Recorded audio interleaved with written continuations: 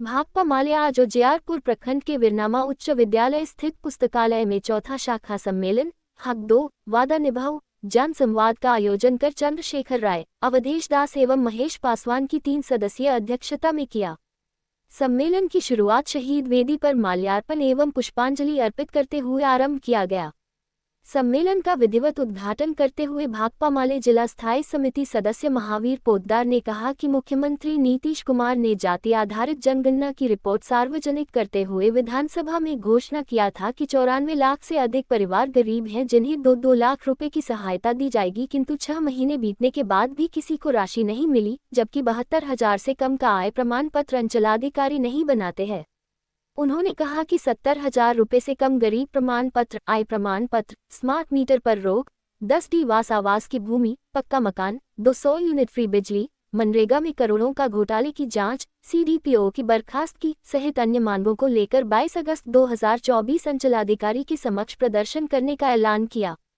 सम्मेलन को संबोधित करते हुए भाकपा माले जिला स्थायी समिति सदस्य फूल बाबू सिंह ने कहा कि केंद्र और राज्य सरकार अपने इरादों, वादों और घोषणाओं से मुकरने वाली सरकार बन गई है। उन्होंने कहा कि भाकपा माले हक दो वादा निभाओ जन संवाद अभियान चलाकर केंद्र और राज्य सरकार का पोल खोलकर जनता के सामने रखेगी। सम्मेलन को प्रखंड सचिव गंगा प्रसाद पासवान, समीम मंसूरी, धनंजय प्रकाश, दिलीप कुमार राय ने भी संबोधित किया। सम्मेलन में सर्वसम्मति से जागेश्वर राय को पुनः वीरनामा तुला का शाखा सचिव चुन लिया गया। सम्मेलन में 09 नए सामाजिक लोगों ने स्वेच्छा से भाकपा माले का सदस्यता ग्रहण किया। 22 अगस्त को हम लोग जोरदार तरीके से घेराव करेंगे और घेराव करके हम उसको कहेंगे कि तुम तमाम गरीबों को 70,000 से कम का तुमको आय प्रमाण पत्र बनाना पड़ेगा, गरीब प्रमाण पत्र बनाना पड़ेगा, नहीं तो तुम्हारे सीओ कार्यालय में हम तालाबंदी कर देंगे। इस बात के लिए ये सम्मेलन है। हम कहना चाहते हैं भाइयों, जमीन मिलेगा तो आपको, जमीन मिलेगी तो अगर 10 डिसमिल कहता है, अगर 5 डिसमिल भी जमीन मिलेगा तो आपको मिलेगा। जमीन नहीं मिलेगा तो पैसा मिलेगा आपको। तो आपको क्या अपने हक और अधिकार के लिए आपको लड़ना चाहिए या नहीं लड़ना चाहिए? अगर जो वादा किया और वादा खिलाफी कर रहा है, कह करके हमको ठग करके वोट ले लिया और जीत करके जब सरकार बना लिया तो आज हमारी चिंता उसको नहीं है। तो क्या हमारा इस संविधान में, जिस संविधान को बाबा साहब भीमराव अम्बेडकर ने लिखा है, वो संविधान इस देश की हर जनता को, यहाँ बैठे हुए तमाम लोगों को अधिकार है कि हम जुल्म के खिलाफ आवाज बुलंद करेंगे, हम अपना हक अधिकार लड़ेंगे, के लिए लड़ेंगे और इसलिए लड़ेंगे कि ये अधिकार हमको बाबा साहब भीमराव अम्बेडकर ने भारत के संविधान में दिया है। और भारत के संविधान में लिखा हुआ है कि हमारा जो केंद्र और राज्य का सरकार होगा वो सरकार कल्याणकारी सरकार होगा, तानाशाही और भ्रष्टाचार की सरकार नहीं होगी, कल्याणकारी सरकार होगा। और कल्याणकारी सरकार वो संविधान के तहत हमको भोजन देने का उसको अधिकार है, फ्री में बिजली देने का अधिकार है, मुफ्त में हमारे बच्चों को शिक्षा देने का अधिकार है। ये अधिकार भारत के संविधान में आप तमाम लोगों को प्राप्त है।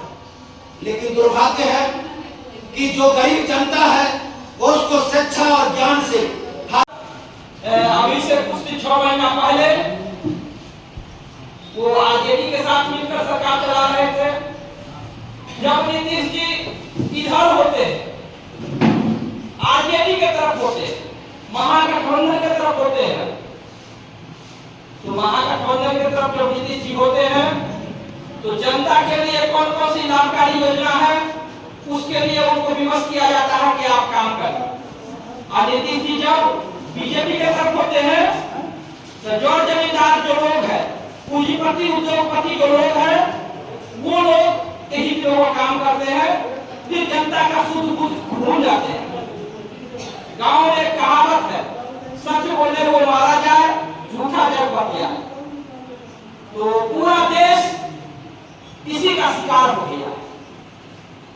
आप सोचिए, मोदी जी की चर्चा साथी ने किया, मोदी जी के वादा का भी चर्चा अभी आपके बीच में साथी ने किया कि मोदी जी तो एक समय में कहे कि 15-15 लाख दे देंगे, किसानों के आय को दुगुना कर देंगे, मजदूरों के जिंदगी में इस तरह से बदलाव लाएंगे कि उनको प्रदेश प्रदेश भटक के काम की तलाश नहीं करना होगा। हम गरीबों की कल्याण करेंगे, कोई झुकी झोपड़ी नहीं रहेगी 2022 तक। पूरा देश से झुकी झोपड़ी खत्म कर देंगे। 2022 के बदले 2024 है। और साथी ने आपको यह भी बताया कि पिछला 2 साल जो गुजरा है, 2 साल में कहीं भी गांव के घर में प्रधानमंत्री आवास योजना का 1 पैसा भी नहीं मिला। यहाँ तक कि प्रधानमंत्री आवास योजना में जो मजदूरी का पैसा मिलना है 1,20,000 के अलावे मिट्टी भराई के लिए और मजदूरी के लिए जो मनरेगा से पैसा मिलना है, वो मनरेगा की बड़ी घोटाला हो गई है, करोड़ों रुपए की घोटाला हो गई है। मनरेगा से बहुत ही